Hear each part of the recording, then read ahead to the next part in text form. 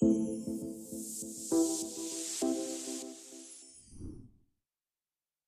deuxième module aborde l'ensemble des documents qui composent votre convention de subvention et les informations importantes qu'elle contient.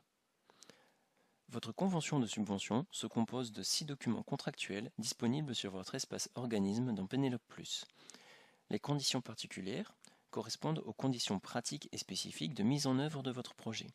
Elles reprennent, entre autres, les montants et modalités de versement en fonction de la durée de votre projet. Les conditions générales s'appliquent à l'ensemble des projets ayant reçu une subvention Erasmus+. En ce sens, l'article 1.17 des conditions particulières vous précise comment, en tant que porteur d'un projet de partenariat stratégique, vous devez les comprendre. L'annexe 2 correspond à une synthèse budgétaire de l'ensemble des postes budgétaires dont vous disposez.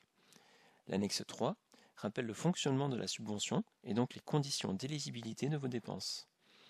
L'annexe 4 est votre document de référence pour retrouver les montants applicables par participant pour les activités que vous allez être amené à réaliser.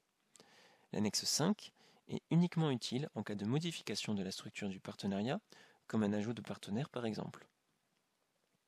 Enfin, l'addendum offre la possibilité d'utiliser 15% du forfait pour soutien individuel par participant dans le cadre de mobilité virtuelle initialement prévue en présentiel et apporte davantage de flexibilité sur l'utilisation des postes budgétaires. Il est important de lire attentivement les conditions particulières de votre convention de subvention, car c'est ici que vous trouverez toutes les informations essentielles qui définissent le cadre de votre projet. Vous y trouverez par exemple les dates de début et de fin de votre projet, le montant total de votre subvention, etc. L'annexe 3 vous permettra de vérifier l'éligibilité de vos dépenses et précise l'ensemble des pièces justificatives qui vous seront demandées par l'agence. On distingue 2 types de coûts.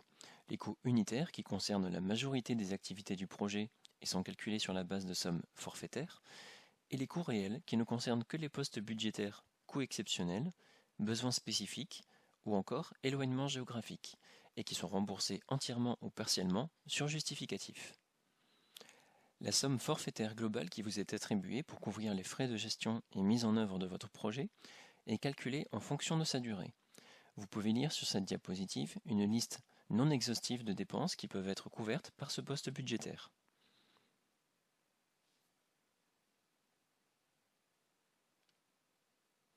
Les activités d'apprentissage, d'enseignement et de formation sont financées sur la base de sommes forfaitaires par participant, en fonction de la durée de l'activité et en fonction de la distance parcourue pour vous rendre chez votre partenaire.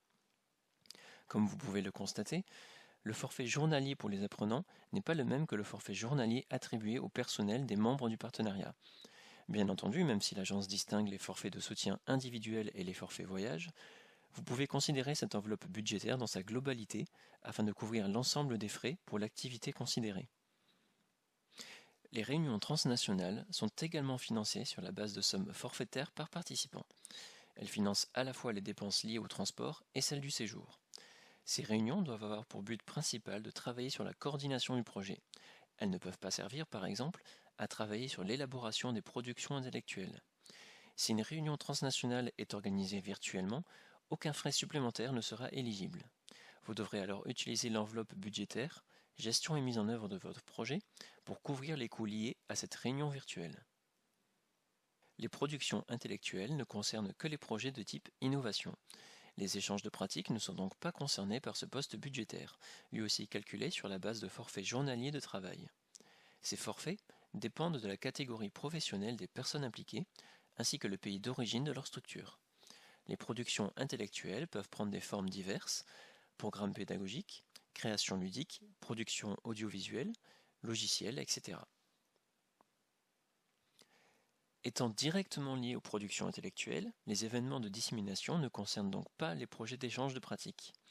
Il est primordial de se souvenir d'une part que ces événements doivent être consécutifs à la finalisation d'une production intellectuelle, et d'autre part que la somme versée ne revient pas aux personnes invitées, mais à l'organisateur. Ce dernier a donc la responsabilité d'en gérer l'utilisation.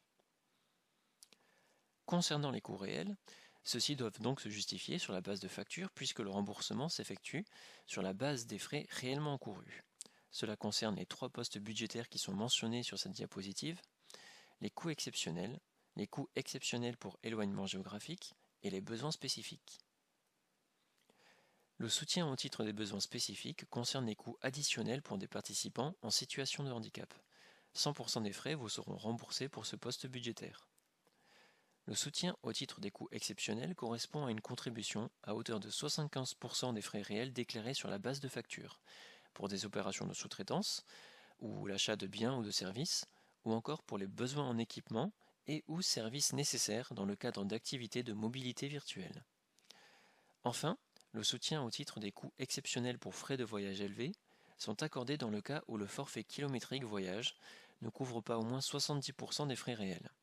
L'agence prendra alors en charge les billets de transport à hauteur de 80%.